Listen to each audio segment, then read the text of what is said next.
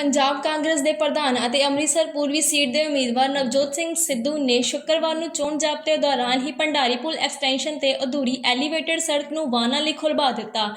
ਇਸ ਦੀ ਸੜਕ ਅਜੇ ਕੱਚੀ ਹੈ ਅਤੇ ਅਗਲੇ ਕੁਝ ਦਿਨਾਂ ਵਿੱਚ ਇਸ ਤੇ ਲੁਕ ਪਾਈ ਜਾਵੇਗੀ।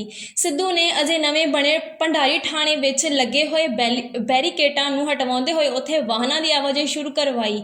ਸਿੱਧੂ ਭੰਡਾਰੀ ਪੁਲ ਦਾ ਨਿਰੀਖਣ ਕਰਨ ਪਹੁੰਚੇ ਸਨ। ਇੱਥੇ ਕੰਮ ਲਗਭਗ ਮੁਕੰਮਲ ਹੋ ਚੁੱਕਾ ਹੈ ਅਤੇ ਜਲਦੀ ਹੀ ਇਸ ਨੂੰ ਲੋਕਾਂ ਨੂੰ ਸਮਰਪਿਤ ਕਰ ਦਿੱਤਾ ਜਾਵੇਗਾ। ਪੰਜਾਬ ਪ੍ਰਦੇਸ਼ ਕਾਂਗਰਸ ਕਮੇਟੀ ਦੇ ਪ੍ਰਧਾਨ ਨਵਜੋਤ ਸਿੰਘ ਸਿੱਧੂ ਨੇ ਕਿਹਾ ਕਿ ਹੁਣ ਲੋਕ ਫੈਸਲਾ ਕਰਨ ਕਿ ਉਹਨਾਂ ਨੇ ਮਾਫੀਆ ਵੱਲ ਜਾਣਾ ਹੈ ਜਾਂ ਵਿਕਾਸ ਵੱਲ। ਉਹਨਾਂ ਕਿਹਾ ਕਿ ਉਹਨਾਂ ਦੇ ਪ੍ਰੋਜੈਕਟਾਂ ਨੂੰ 5 ਸਾਲਾਂ ਲਈ ਰੋਕ ਦਿੱਤਾ ਗਿਆ ਸੀ। ਉਹਨਾਂ ਨੇ ਪੁਲ ਪਰ ਪਾਸ ਕਰਵਾਏ ਹਨ ਪਰ ਉਹਨਾਂ ਤੇ ਕੰਮ नहीं होने दिता गया।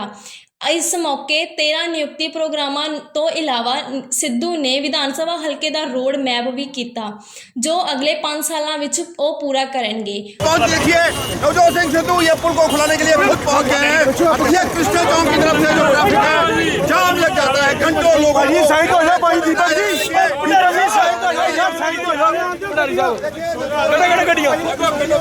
बिल्कुल जी। नवजोत सिंह सिद्धू के वालों जो कांग्रेस प्रधान ने उन्होंने वालों पुल का उद्घाटन किया गया ते आप ही बैरीकेड कर लकी ड्रा खुला जी। लो जी आज जाम खोलता जी हम लोग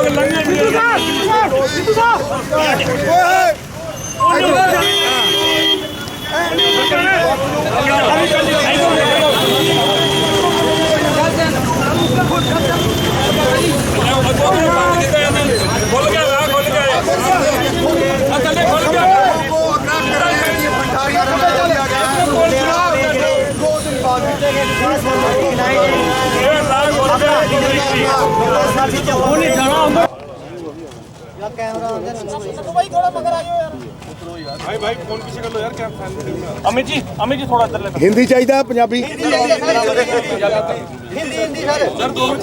ऐसा है। हर इंसान के जहन में पंजाब में एक ही शब्द है बदलाव, change. And change is not necessarily progress. बदलाव नेसेसरली प्रोग्रेस नहीं होता, लेकिन अगर वो जीवन बेहतर कर दे और प्रगति की ओर चला जाए तो फिर जो बेहतर है उसे स्वीकारा सबने। और आज मुद्दा ये है कि अगर पंजाब में माफिया मरता है तो पंजाब की इनकम होती है और वो एक कल्याणकारी स्टेट में तब्दील हो सकता है। अब जो प्रूवन माफिया हैं वो सिद्धू को हराने यहाँ आए हैं और उन्हें मुंह तोड़ दबाव मिल रहा है, हर रोज मिल रहा है। इनकी तरफ जाना इज अ रेट्रोगेट स्टेप। इनकी तरफ जाना मतलब आप पिछले 25 साल की बर्बादी की तरफ जा रहे हैं। आप प्रगति की तरफ नहीं, विकास की तरफ नहीं, आप बर्बादी की तरफ जा रहे हैं। इसलिए लोग ये समझते हैं कि हमें एक सिस्टम को बदलना है और वो सिस्टम और माफिया को एग्जिस्ट नहीं कर सकते। इस माफिया को जाना होगा। जिस पुल पे आप बैठे हैं, आज से करीब 10 साल पहले प्रकाश सिंह बादल के साथ मेरी लड़ाई हुई थी और मैं यहाँ मरण व्रत के ऊपर बैठने आया था। आपको सबको याद होगा जो अमृतसर से हैं। मैंने तय कर लिया, मेरी घरवाली भी मुझे कहे नहीं नहीं नहीं अपनी सरकार है, लेकिन मैं दही दाव पे लगा के यहाँ आया था। बादल ने रात को इस्तकबाल किया और हर अखबार में खबर छपी कि ये 5 पुल बनेंगे। ऐसा मीसना बुढ़ा है कि 1 महीने बाद बदल गया। ये लोग नकारात्मक हैं, लोगों के काम रोक देते हैं ताकि किसी को क्रेडिट ना मिले। ये क्रेडिट का सवाल नहीं, आपने अमृतसर के लोगों के काम रोके और एक ही थाली के चट्टे पट्टे हैं। They are captain Amarinder Singh and Badals are 2 sides of the same coin। वो आया, उसको मैंने 170 करोड़ रुपए दिए। अमृतसर की जमीनें बिकी थी, 170 करोड़ रुपए दिए 5 पुलों के।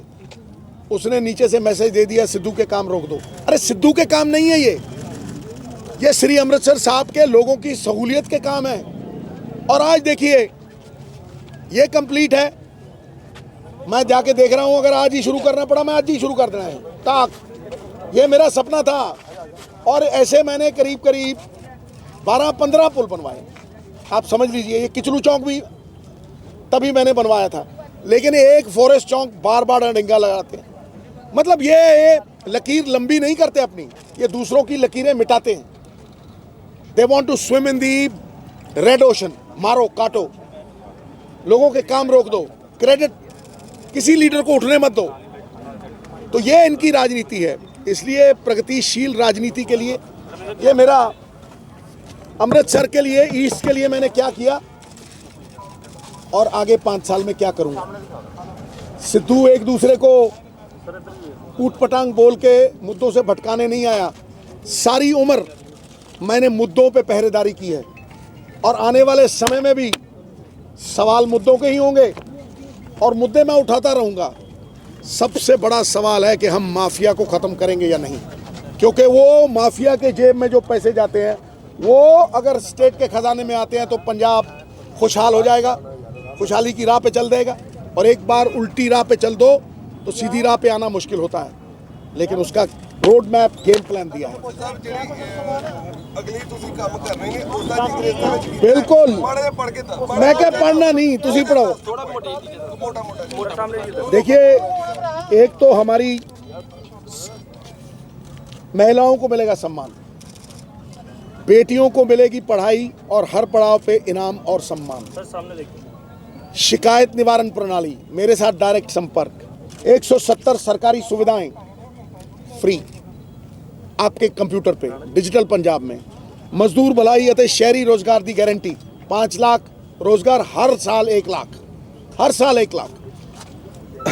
6 महीने में होंगे सारे कच्चे मकान पूरे।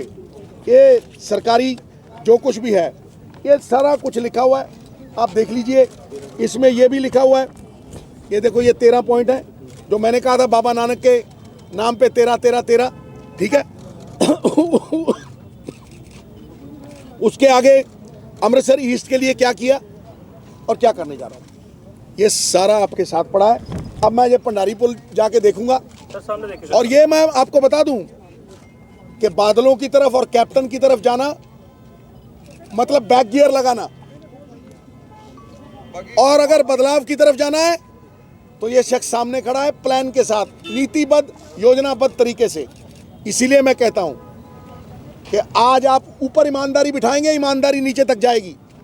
और ऊपर आपने चोर बिठा रखे थे 25 साल, नीचे तक जाती थी। और आम आदमी पार्टी की तरफ जाना आपके सामने ही आ जाएगा। सिद्धू साहब, आपका एक प्रोजेक्ट था, आपका सीसीटीवी कैमरे का। सिद्धू साहब, सीसीटीवी कैमरा प्रोजेक्ट सिद्धू साहब ਤੁਹਾਡਾ, सिद्धू साहब सीसीटीवी ਦਾ ਪ੍ਰੋਜੈਕਟ ਸੀਗਾ ਤੁਹਾਡਾ, ਉਹਦੇ ਬਾਰੇ ਦੱਸਿਆ ਨਹੀਂ।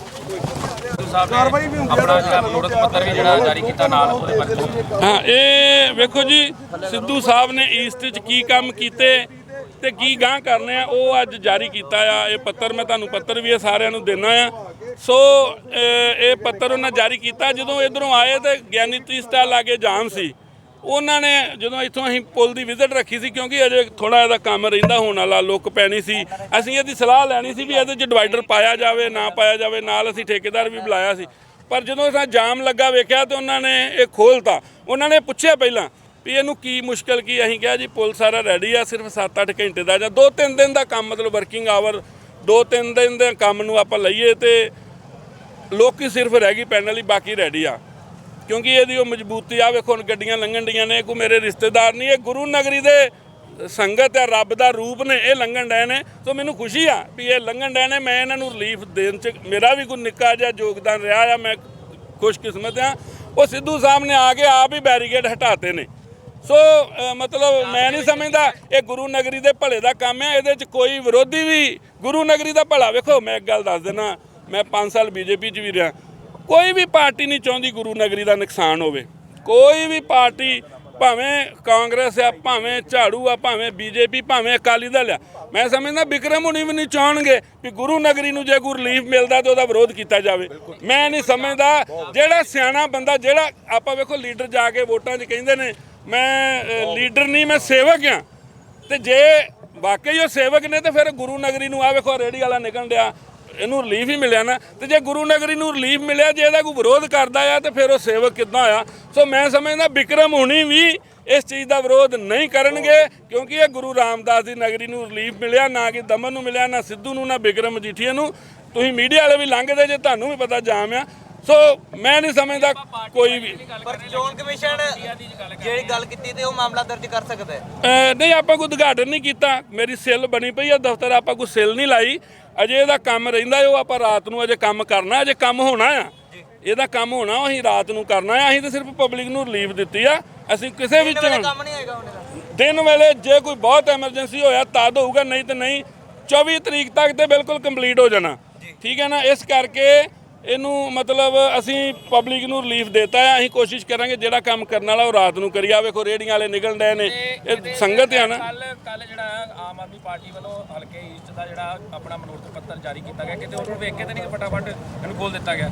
ਨਹੀਂ, ਉਹਦਾ ਵੇਖੋ ਇਹ ਤਾਂ ਪੁਲ ਬਣਿਆ, ਅੱਜ ਨਾ ਖੋਲਦੇ 20 ਨੂੰ ਲੰਘਣ ਤੋਂ ਬਾਅਦ ਵੀ ਮੈਂ ਇਦਾਂ ਹੀ ਆ ਕੇ ਖੋਲਣਾ ਸੀ, ਕਿਉਂਕਿ ਕੋਡ ਆਫ ਕੰਡਕਟ ਦਾ ਉਦਘਾਟਨ ਤੇ ਹੋਣਾ ਨਹੀਂ ਖੋਲਣਾ, ਤੇ ਇਦਾਂ ਹੀ ਕੋਈ ਦਿੱਕਤ ਨਹੀਂ ਹੋਣਾ। ਵੇਖੋ ਪਬਲਿਕ ਨਿਕਲਣ ਡਈ ਆ, ਸਾਡੇ ਪ੍ਰੈਸ ਵਾਲੇ ਵੀਰ ਹੀ ਨਿਕਲਣ ਡਏ ਨੇ। ਕਿਹੜਾ ਰਹਿ ਗਿਆ ਤੇ ਕਿਹੜਾ ਖੁੱਲ ਗਿਆ ਜੀ, ਦੱਸੋ। ਇਹ ਆ ਖੁੱਲ ਗਿਆ ਜੀ, ਰਾਹ ਸਾਰੇ ਖੁੱਲ ਗਿਆ। ਆ 2 ਦਿਨਾਂ ਚ ਅਸੀਂ ਇਹਦੇ ਤੇ ਵੀ ਲੁੱਕ ਪਾ ਕੇ ਇਹਨੂੰ ਵੀ ਚਲਾ ਦੇਣਾ। ਹੁਣ ਇਹਨੂੰ ਟੂ ਵੇ ਵੇਖੋ ਕਿੰਨੀ ਪਬਲਿਕ ਇਧਰੋਂ ਆਉਣ ਡਈ ਆ, ਇਹਦਾ ਰਿਲੀਫ ਰਹੂਗਾ। ਕਿੱਧਰੋਂ ਚੜੇਗਾ ਪੁਲ ਤੇ ਕਿੱਧਰੋਂ ਉਤਰੇਗਾ, ਇਸ ਚੀਜ਼ ਦੀ ਕਨਫਿਊਜ਼ਨ ਹੈ ਲੋਕਾਂ ਨੂੰ ਪਤਾ ਨਹੀਂ। ਹਾਂ, ਇਹ ਮੈਂ ਅੰਮ੍ਰਿਤਸਰ ਦੇ ਨਿਵਾਸੀਆਂ ਨੂੰ ਦੱਸਣਾ ਚਾਹੁੰਦਾ ਕਿ ਜਿਹੜੇ ਲੋਕ ਗਿਆਨੀ ਟੀ ਸਟਾਲ ਵਾਲੀ ਸਾਈਡ ਤੋਂ ਚੜ੍ਹਦੇ ਨੇ, ਉਹਨਾਂ ਸਟੇਸ਼ਨ ਵੱਲ ਜਾਣਾ, ਉਹ ਉੱਥੋਂ ਸਿੱਧਾ ਐਂ ਦੀ ਨਿਕਲ ਕੇ ਸਟੇਸ਼ਨ ਨੂੰ ਜਾ ਸਕਦੇ ਨੇ। ਅੱਗੇ ਘੁੰਮ ਕੇ ਜਾਣਾ ਪੈਂਦਾ ਸੀ। ਜਿੰਨੇ ਜਲੰਧਰ ਨੂੰ ਜਾਣਾ ਉਹ ਸਿੱਧਾ ਆ ਕੇ ਉਹ ਪੁਰਾਣਾ ਵੀ ਚੱਲਦਾ ਰਹੇਗਾ, ਇਸ ਨਵੇਂ ਪੁਲ ਤੋਂ ਆ ਕੇ ਜਲੰਧਰ ਨੂੰ ਜਾ ਸਕਦੇ ਨੇ, ਹਾਲਗੇਟ ਨੂੰ ਜਾ ਸਕਦੇ ਨੇ। ਉਧਰੋਂ ਪਕੌੜਿਆਂ ਵਾਲੇ ਦੁਕਾਨਾਂ ਤੋਂ ਚੜ੍ਹ ਕੇ ਇਸ ਸਾਈਡ ਤੋਂ ਲੋਕ ਇੱਧਰ ਸਟੇਸ਼ਨ ਨੂੰ ਜਾ ਸਕਦੇ ਨੇ। ਜਿਹੜੇ ਜੀਟੀ ਰੋਡ ਤੋਂ ਆਉਣਗੇ ਜਾਂ ਸ਼ਹਿਰ ਤੋਂ ਜਿਹੜੇ ਲੋਕ ਆਉਣਗੇ, ਉਹ ਪਕੌੜਿਆਂ ਵਾਲੀ ਜਿਹੜੀ ਦੁਕਾਨ ਹੈ ਉਸ ਦੁਕਾਨ ਤੋਂ ਚੜ੍ਹ ਕੇ ਇੱਧਰ ਦੀ ਆ ਕੇ ਸਟੇਸ਼ਨ ਨੂੰ ਜਾ ਸਕਦੇ ਆ, ਟਾਰੀ, ਜਿੱਧਰ ਨੂੰ ਵੀ ਜਾਣਾ ਸਿਵਲ ਲਾਈਨ ਏਰੀਆ 'ਚ। ਸਾਰੇ ਰਾਹਤ ਹੋਏਗੀ ਤੁਸੀਂ ਖੁਦ ਹੀ ਵੇਖ ਲਿਓ। ਜਿਹੜਾ ਕਵਿੰਦ ਰੋਡ ਅਲੈਗਜ਼ੈਂਡਰਾ ਸਕੂਲ ਤੋਂ ਲੈ ਕੇ ਹਾਲਗੇਟ ਪੁਲ ਤੱਕ ਜਾਮ ਹੁੰਦਾ ਸੀ, ਉਹ ਹੁਣ ਤੁਹਾਨੂੰ 50% ਉਹਦੇ ਚ 50 ਕੀ 70% ਕਟੌਤੀ ਤੁਹਾਨੂੰ ਖੁਦ ਦਿਸ ਜੇਗੀ ਉਹਦੇ। ਇਹ ਜਿਹੜਾ ਲਿੰਕ ਰੋਡ ਨੂੰ ਉਤਰਿਆ ਜੀ, ਇਹ ਭੰਡਾਰੀ ਪੁਲ ਤੋਂ ਥੱਲੇ 2 ਵੇ ਰਹੇਗਾ ਜਾਂ ਟੂ ਵੇ ਰਹੇਗਾ। ਜਿਹੜਾ ਪਕੌੜਿਆਂ ਵਾਲੀ ਸਾਈਡ ਤੋਂ ਬੰਦ ਕੀਤਾ ਗਿਆ, ਹਲੇ ਉਹਦੇ ਬੈਰੀਕੇਡ ਖੋਲਤਾ ਜੀ। ਇਹ ਵਾਲਾ ਰਸਤਾ ਹਾਂ, ਇਹਦੇ ਚ ਨਾ ਵੇਖੋ ਸਰੀਆ ਪਿਆ, ਕਿਉਂਕਿ ਸਾਡਾ ਕੋਈ ਉਦਘਾਟਨ ਕਰਨ ਦੀ ਮਨਸ਼ਾ ਨਹੀਂ ਸੀ। ਜੇ ਸਾਡੀ ਉਹ ਹੁੰਦੀ ਤਾਂ ਸਰੀਆ ਚੁਕਾਉਣਾ ਕਿੱਡੀ ਗੱਲ ਸੀ, ਘੰਟੇ 'ਚ ਵੀ ਚੁਕਾ ਲੈਂਦੇ। ਸੋ ਅਸੀਂ ਹੋਰ ਮਨਸ਼ਾ ਨਾਲ ਆਏ ਹਾਂ, ਪਰ ਪਬਲਿਕ ਦੀ ਉਹ ਵੇਂਦਿਆਂ ਲੋੜ ਨੂੰ, ਪਬਲਿਕ ਦੀ ਡਿਮਾਂਡ ਮਹਿਸੂਸ ਹੋਈ। ਇਹ ਤੇ ਇੱਥੇ ਇਹ ਮਾਹੌਲ ਬਣਿਆ ਜਿਵੇਂ ਪਾਣੀ ਦਾ ਡੈਮ ਗਾੜੀ ਉਹ ਬੰਨ ਲਾਇਆ ਹੁੰਦਾ ਨਾ, ਤੈਨੂੰ ਖੋਲ ਦੋ ਤੇ ਇੱਕਦਮ ਫੁਹਾਰਾ ਵੱਜਦਾ, ਇਦਾਂ ਪਬਲਿਕ ਨਿਕਲੀ ਆ। ਜਿਵੇਂ ਇੱਕ ਬੋਰੀ 'ਚ ਬੰਟੇ ਛੋਟੇ ਹੁੰਦੇ, ਅਸੀਂ ਬੰਟੇ ਇਕੱਠੇ ਕਰ ਲਈਦੇ, ਥੈਲੀ 'ਚੋਂ ਖਿਲਾਰੀ ਦੇ ਤੋਂ ਐ ਖਿਲਰ ਜਾਂਦੇ, ਇਦਾਂ ਪਬਲਿਕ ਗਈ ਆ ਨਿਕਲ ਕੇ। मतलब लोग ये टू वे नहीं, इसको उसके अंदर डिवाइडर लगेगा, वो प्लास्टिक वाला डिवाइडर। हाँ, वो अभी इसी का इसको कर रहे हैं, इसका पूरा साइन बोर्ड वगैरह। हाँ, आपकी बिल्कुल बात सही है। इसको टू वे करेंगे। इसका एक्चुअली अभी ये कंप्लीट नहीं है, इसको 2-3 दिन लगने। इसका प्रॉपर साइन बोर्ड, इसका डिवाइडर सारा कुछ लगवा के। सर अब जगह है ही नहीं, तो अगर सहूलत तो देनी है, आप सोचो इतनी भी ना दें, बंद कर दें इसको।